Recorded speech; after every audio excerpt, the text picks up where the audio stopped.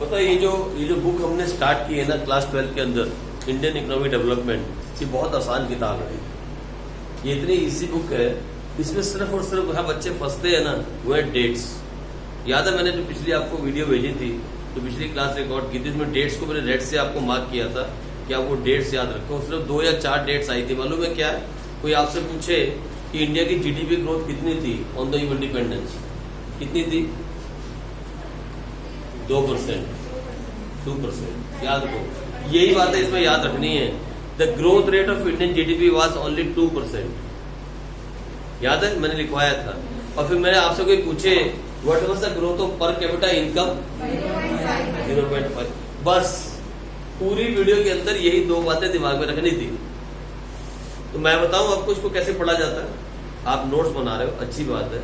जहां कहीं भी आप किसी भी चैप्टर के नोट्स बना रहे हो, उसके हर चैप्टर से पहले एक पेज छोड़ दो।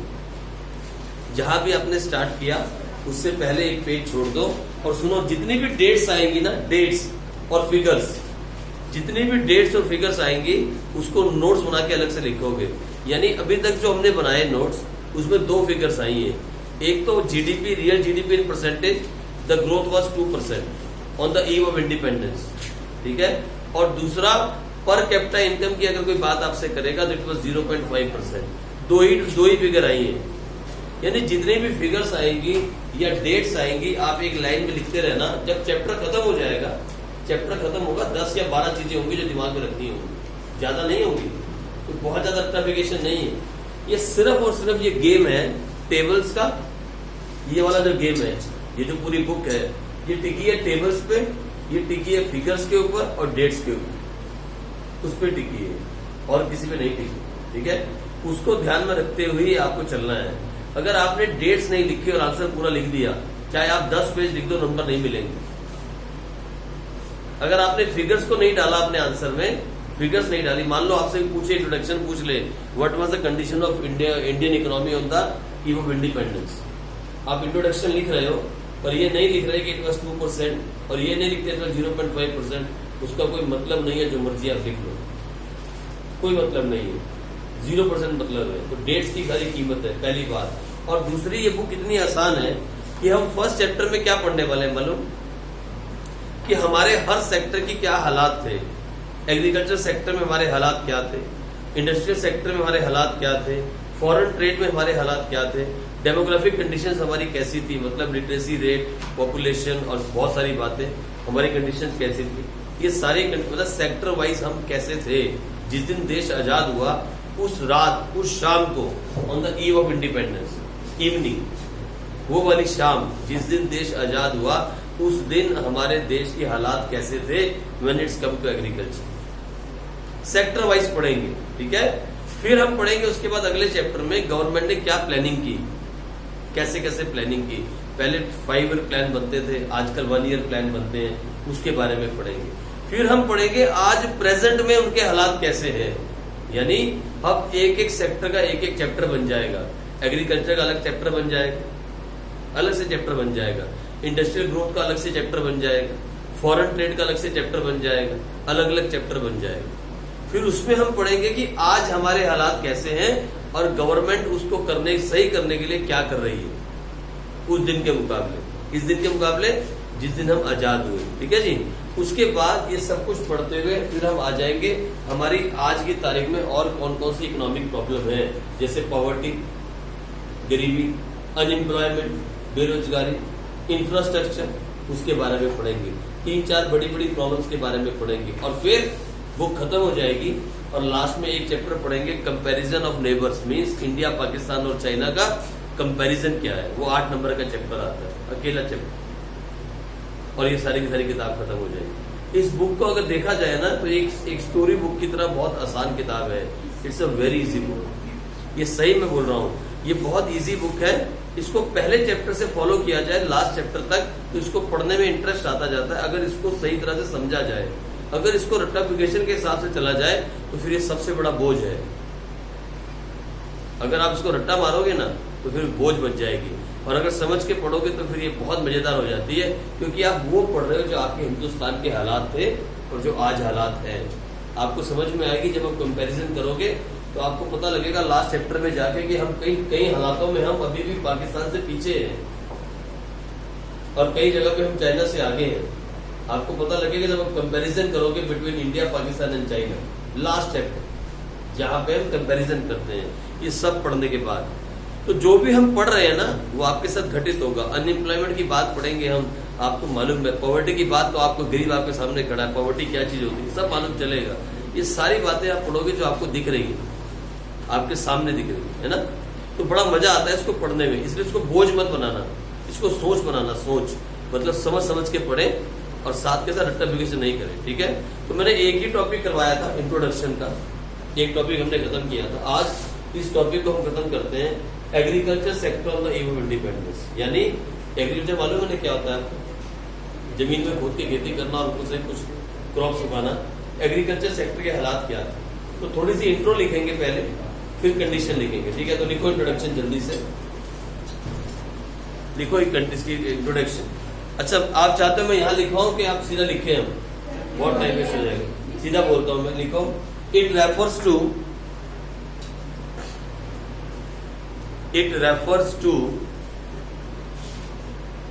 cultivation of soil for growing food,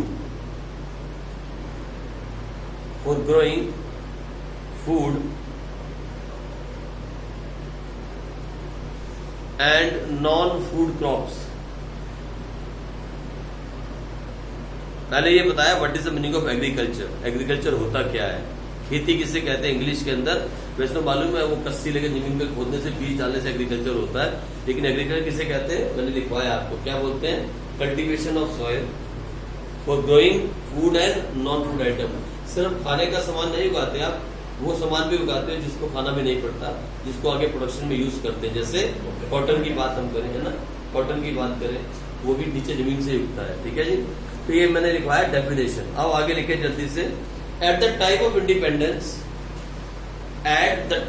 independence,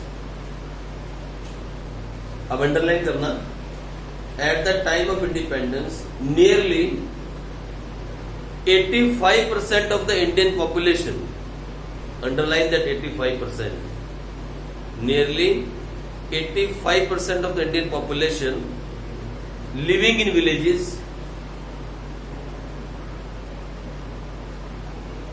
was dependent on agriculture।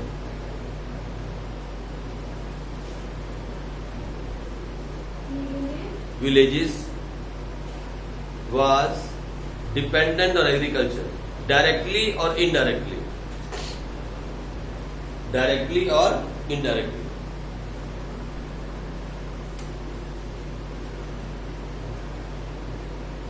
as a source of their livelihood।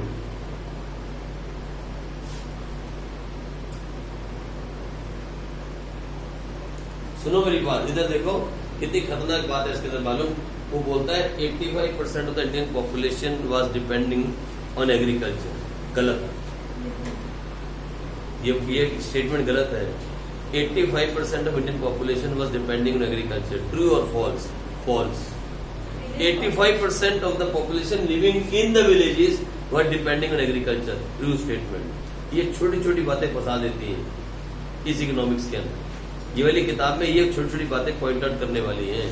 85% of Indian population living in villages was depending on agriculture directly और इनडायरेक्टली। यानी 100 में से 85 लोग जो गांव में रहते थे वो एग्रीकल्चर पे डिपेंड करते थे। कौन सी तारीख को? Eight the time of independence, जब हम आजाद हुए भाई। लेकिन किसी भी देश के अंदर अगर इतने लोग एग्रीकल्चर पे डिपेंड होंगे तो वो इकोनॉमी डेवलप्ड इकोनॉमी नहीं हो सकती। ये हम आगे पढ़ेंगे, ठीक है। चलो आगे आ जाओ। 70% of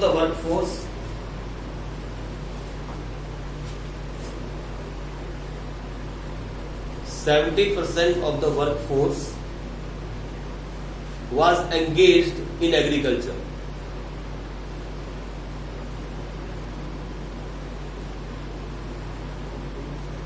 70% of the workforce was engaged in। अब सुनो मेरी बात, फिर यहाँ पे एक दूसरी बात आ गई, समझना है। वर्क फोर्स की बात कर रहा है, अब गांव की वर्क फोर्स की बात नहीं कर रहा है। Overall workforce. मालूम है वर्कफोर्स क्या होती है? What is the meaning of workforce? जो लोग काम करने के लिए तैयार है, मतलब वर्कफोर्स के अंदर हम बूढ़े 60 साल से ज्यादा उम्र के लोग और 15 साल से नीचे के लोगों को नहीं गिनते। आप समझे? वर्कफोर्स वो लोग हैं जो अब काम करने के लिए रेडी हैं लेकिन काम नहीं है, तो फिर अनएम्प्लॉयड वर्कफोर्स हो जाती है। वर्कफोर्स का मतलब जो लोगों का दिमाग काम करता है, वो पागल नहीं है और वो बच्चे भी नहीं है और वो बूढ़े भी नहीं है, वो होती है workforce which are able to work. तो 70% of Indian workforce was depending on agriculture. अब ये इंडिया की बात हो रही है, गांव की बात नहीं हो रही। उसने टोटल बोला, टोटल 70% ऑफ द वर्कफोर्स। बात को समझना, ये छोटी छोटी बातें हैं इकोनॉमिक्स के अंदर इस वाले में, जहां ट्रू फॉल्स आता है और बच्चे गलती करते हैं। ठीक है जी। तो 70% of the workforce was engaged in the agriculture. आगे, द एग्रीकल्चर सेक्टर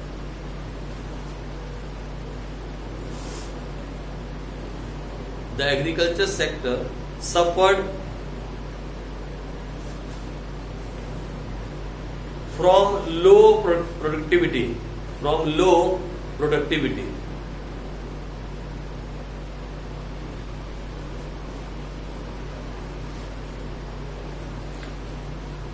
%70 लोग एग्रीकल्चर पे डिपेंड थे इंडिया के, इंडियन वर्कफोर्स।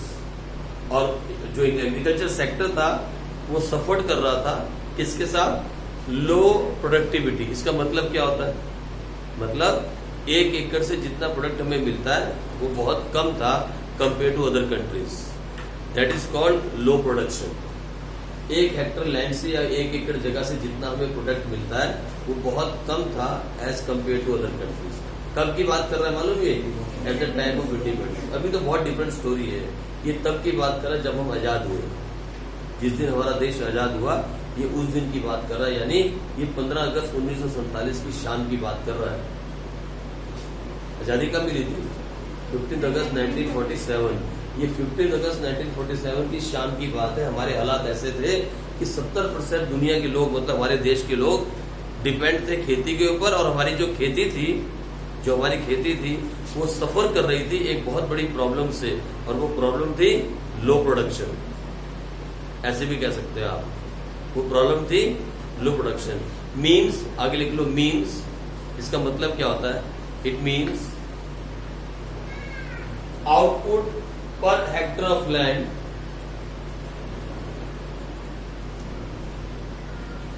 आउटपुट मैंने production, output per hectare of land. Hectare मतलब HECTARE, एकड़ ना बोल के हेक्टर कहते हैं हम। हेक्टर बड़ा होता है, एकड़ छोटा होता है।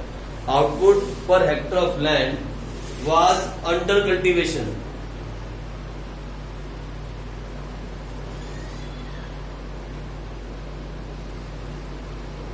ठीक है जी। तो हमारे देश की सबसे बड़ी समस्या ये थी कि गांव में रहने वाले 85% लोग जो हैं वो खेती पे डिपेंड थे, पहली बात। और पूरे हिंदुस्तान के 70% वर्कफोर्स खेती पे डिपेंड थी, दूसरी बात। और हमारी खेती लड़खड़ा रही थी बिकॉज ऑफ लो प्रोडक्शन। मतलब 1 एकड़ जगह से, 1 हेक्टर जगह से, नॉट एकड़, बार बार बोलता हूँ हेक्टर, 1 हेक्टर जगह से जितने हमें अनाज मिलता था वो बहुत कम था as compare to other countries. ठीक है जी। अब सुनो, याद ऐसे किया जाएगा, यही सेम मेथड से याद किया जाएगा। जब हम एग्रीकल्चर सेक्टर की बात करेंगे तो 3 बड़ी बात आपके दिमाग में आनी चाहिए। What is the meaning of agriculture? हो गया। दूसरा, 85% of population living in village was depending on agriculture, हो गया मेन पॉइंट। तीसरा, 70% of the workforce was depending on agriculture या एंगेज इन एग्रीकल्चर, हो गया।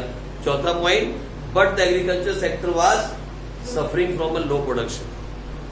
What is the meaning of low production? Means the production we are getting from 1 Hector of land was under cultivation, मतलब जितना होना चाहिए उससे कम था। अब लिखो, there was some causes behind this, there was some causes behind this low production. इसके कारण थे, इसके कुछ कारण थे कि हमारी सबसे बड़ी जो प्रॉब्लम है वो थी लो प्रोडक्शन, उसके कारण थे।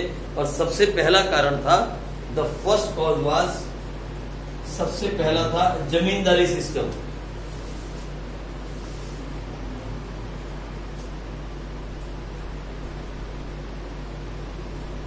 जमींदारी सिस्टम ऑफ लैंड सेटलमेंट।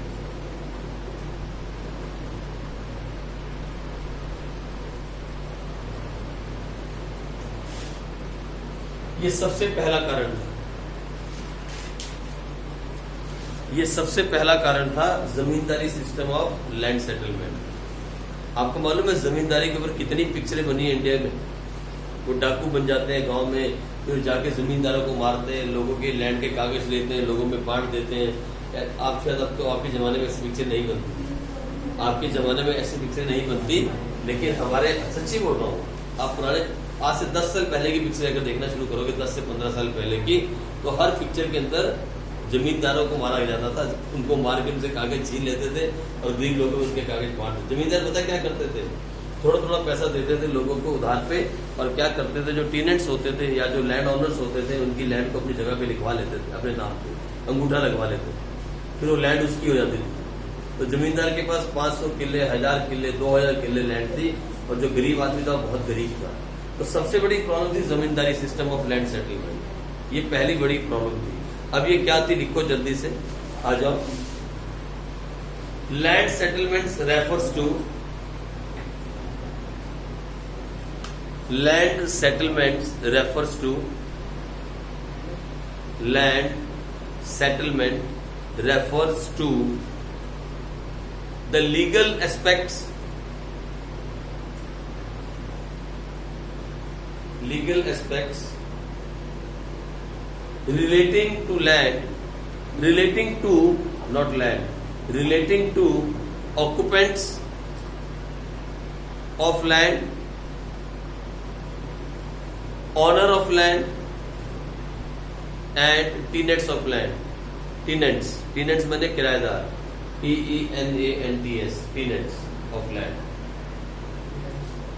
या TENA, sorry, tenants of land, लिख लिया यहाँ तक, TENANTS, tenants of land, ठीक है जी। अब सुनो, पहले मैंने लिखवाया आपको what is the meaning of land settlement. आपने पहले ये लिखा लैंड सेटलमेंट का मतलब क्या है, पहले ये लिख रहे हो what is the meaning of land settlement. तो मैंने कहा land settlement refers to the legal aspects relating to the occupants of land, owners of land and the tenures of land. 3 तरह के लोग होते थे, मालूम है आपको। एक तो वो जिसने जगह ऑक्यूपाई कर रखी है, एक वो जो उसका असली मालिक है, और तीसरा वो जो उसको उस पर खेती करता है। वो क्या होता है यार, अभी हमारे गांव में आज भी देते हैं, क्या बोलते हैं वो, ना दिहाड़ी नहीं, आज भी लैंड देते हैं ना, ठेके पे देते हैं लैंड, आज भी अपनी जगह है किराए पे देते, ठेका बोलते हैं, साल का ठेका होता है या 6 महीने का ठेका होता है, याद है, आज भी होता है। जो लोगों की जमीन उनको पता होगा ज्यादा अच्छे से, उनको बोलते हैं टेनेंट्स, जो ठेके पे काम कर रहे होते, ठेके पे लेके होते। ऑनर आप हो गए, एक तो हो गया ऑनर ऑफ द लैंड, एक हो गया जो ठेके पे काम कर रहा है, और एक तीसरा आदमी होता था जो ऑक्यूपाई करता था, मतलब जमींदार जबरदस्ती लेके बैठ गया। 3 तरह के लोग थे, ठीक है जी। उनके बारे में हम पढ़ते हैं। आगे लिखो बड़े जल्दी से, इसके आगे लिखो जमींदार, इसमें आगे नेक्स्ट लाइन में जमींदार और लैंडलॉर्ड्स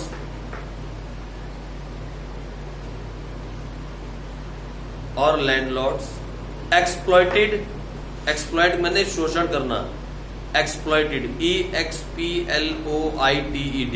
एक्सप्लॉइट, पढ़िए ना शोषण आपने, फिर ठीक है। जमींदार, इसमें था ये सच्ची सारा कुछ, सच्ची कह रहा हूँ, 10th में था, उसी में था ये। जमींदार और landlords exploited cultivators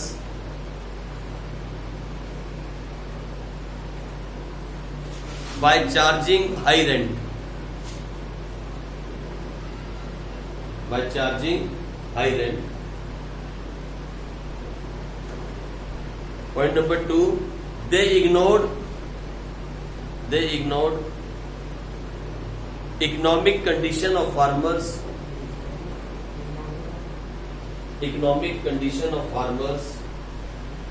while collecting rents.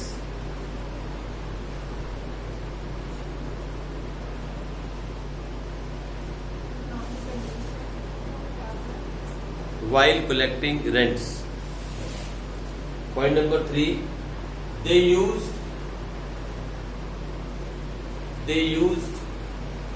legal provisions in land settlement in land settlement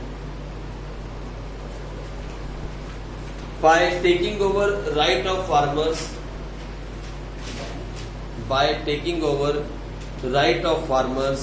on land.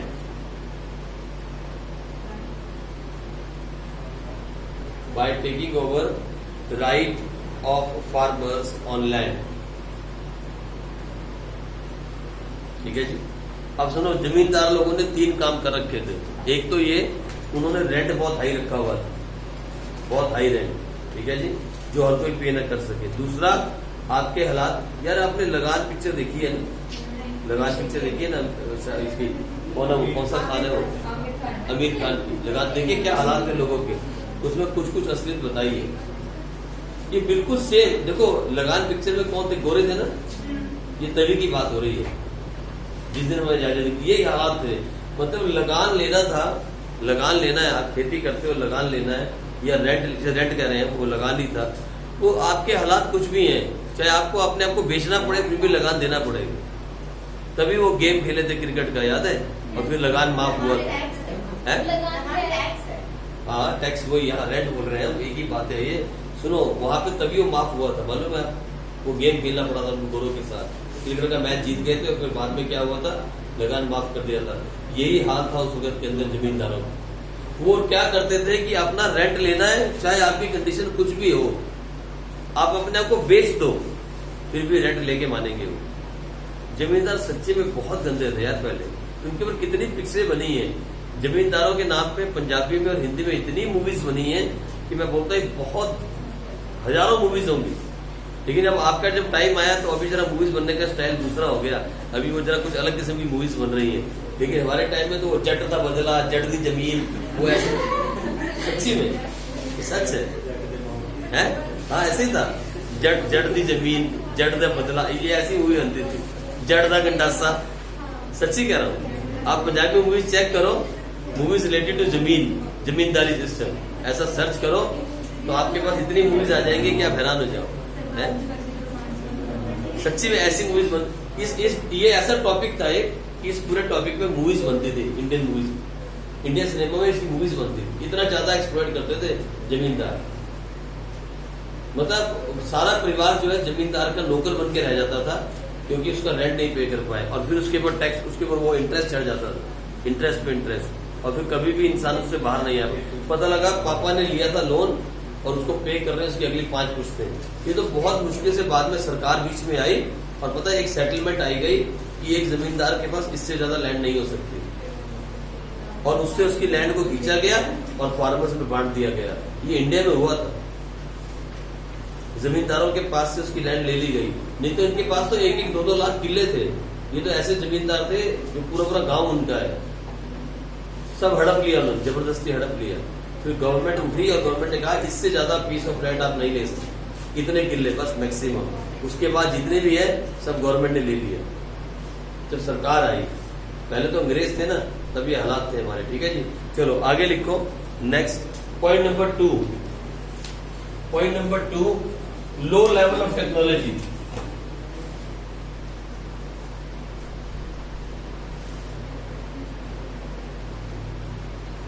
अच्छा, ये भी एक कारण था, ये तो समझ में आ रहा होगा आपको। क्या कारण था ये? मशीन्स नहीं थी, ट्रैक्टर्स नहीं थे, है ना, हार्वेस्टर्स नहीं थे, हाथों से काम होता था, बैलों से काम होता था, है ना। और उसके बाद इरिगेशन के सही सिस्टम नहीं थे। मेरा टेक्नोलॉजी की बहुत कमी थी उस टाइम के अंदर, टेक्नोलॉजी की बहुत कमी थी, इरिगेशन सिस्टम सही नहीं था। बारिश, आज भी हम बारिश पर डिपेंड है। आज भी 60% फार्मर्स ऐसे हैं जो बारिश पर डिपेंड है। ऐसे ऊपर देखते हैं बेचारे, ऐसे करते, और फिर बारिश नहीं आती तो क्या करते हैं? गले में बंदा लगाते हैं, झूल जाते। आपको हैरानी होगी, है ना, इंडिया जैसी कंट्री के अंदर जहाँ पे ग्रीन रेवोल्यूशन आया और आज हम वर्ल्ड में सबसे ज्यादा प्रोड्यूस करने वाले देशों में से एक हैं, लेकिन आज भी सबसे ज्यादा किसान हमारे यहाँ पे मरते हैं। सबसे ज्यादा किसान हमारे देश में मरते हैं। रीजन क्या है? आज भी फैसिलिटी नहीं है, आज भी हमारे देश में फैसिलिटी नहीं है किसानों के पास। बहुत सारे किसान ऐसे हैं जिनके पास आज भी पानी नहीं है। किसान को चाहिए क्या? एक पानी और एक खाद। और क्या चाहिए? एक किसान को क्या चाहिए? 3 चीजें चाहिए होती है। एक, अगर उसको बीज मिल जाए, पानी मिल जाए और खाद मिल जाए, वो जमीन से सोना निकाल देता है, और तो कुछ नहीं चाहिए। मेहनती तो किसान होता ही है ना। ये 3 चीजें भी आज तक हम प्रोवाइड नहीं कर पाए। वो महाराष्ट्र में कितने किसान मरते हैं मालूम है? सबसे ज्यादा महाराष्ट्र में मरते हैं। रीजन क्या है? बारिश। जब पानी आया तो इतना आ गया कि बाढ़ आ रखी है। जब आया तो इतना आ गया कि बाढ़ आ रखी, और जब नहीं आया तो सूखा पड़ गया। ये हालात है इंडिया के। हमें मालूम नहीं पानी को मेंटेन कैसे करना है। ठीक है, तो लो लिखो, जल्दी से लिखो। Technology refers to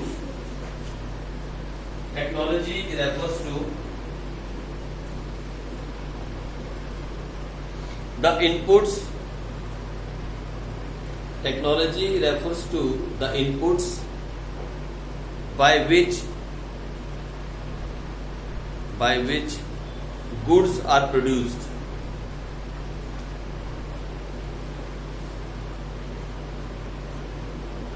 For example, seeds,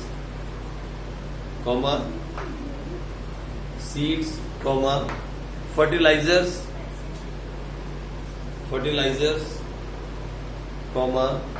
irrigation tools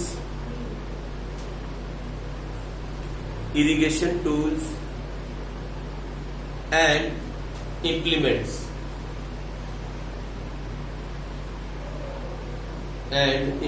मतलब वो हैरो, फ्लो, ट्रैक्टर सब आ गया इसमें। Implements ETC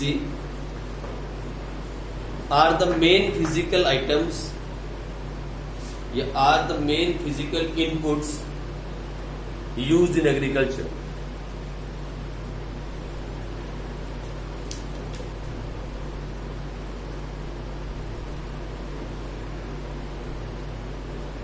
This all leads to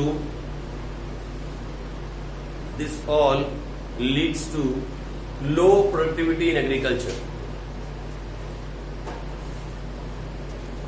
This all leads to low productivity in agriculture. और तीसरा पॉइंट एक लोग बस बंद करेंगे इसके बाद, lack of investment.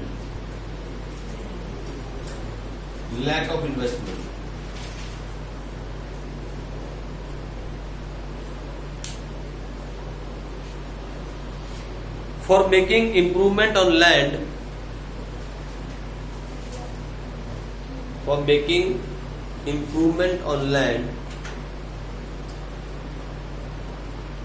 investment is required.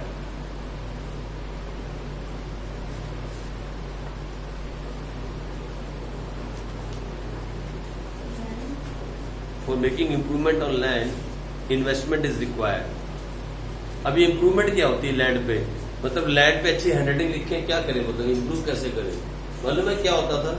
आपने खेती की, आप लगा के गए, आज उगना स्टार्ट हुआ और वहां से कोई वो आए, क्या बोलते हैं, जानवर आया और सब खा के चला गया। मतलब फेंसिंग के लिए भी पैसे नहीं थे। भगवान, सब कुछ भगवान भरोसे था। सारी रात फार्मर डंडा लेके बैठे रहते थे, और वो कोई जानवर ना आ जाए और जानवर आके सब खा ना जाए, है ना। और कभी कभी शेर आके उनको ही खा जाता था। ऐसा भी होता था, ये बात सच है। ऐसा भी गांव में होता था, दीप गांव के अंदर।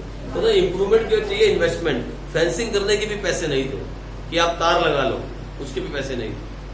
या कोई नया इरिगेशन सिस्टम लगवा लो, ऐसा कुछ पैसे थे नहीं। या वो ट्यूबवेल लगवा लो, पैसे नहीं थे उसके, है ना। अगर एक ट्यूबवेल लग जाए जिसमें से अच्छा पानी आता हो, खुला पानी आता हो, उसके बाद अच्छा बीज मिल जाए और फर्टिलाइजर मिल जाए, और किसान को क्या चाहिए? ये 3 आइटम अगर दे दिया जाए तो सब कुछ हो जाए। तो कुछ भी नहीं था ऐसा। There was no money for investment, पैसा था ही नहीं। ठीक है, तो लिखो जल्दी से। इम्प्रूवमेंट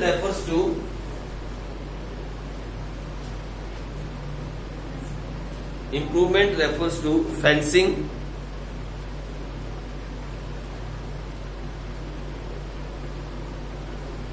और या एंड लिख लो, एंड चेंजिंग क्रॉप पैटर्न। ठीक है, और चेंजिंग क्रॉप पैटर्न। आप पता है ये क्या होता है changing crop pattern?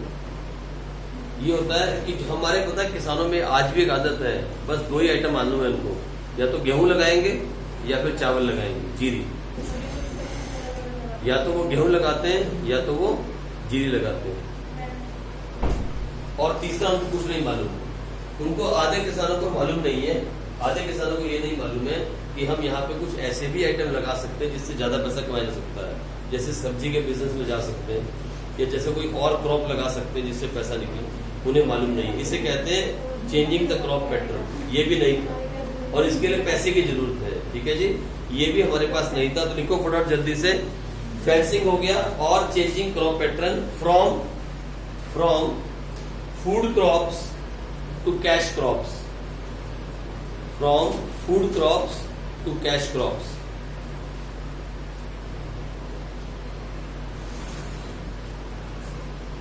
From food crops to cash crops. लिखो most of the farmers lack resources and knowledge. Most of the farmers lack resources and knowledge of technology to undertake improvements.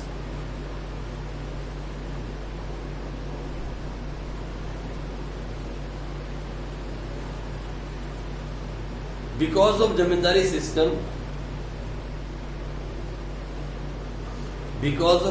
system, farmers did not have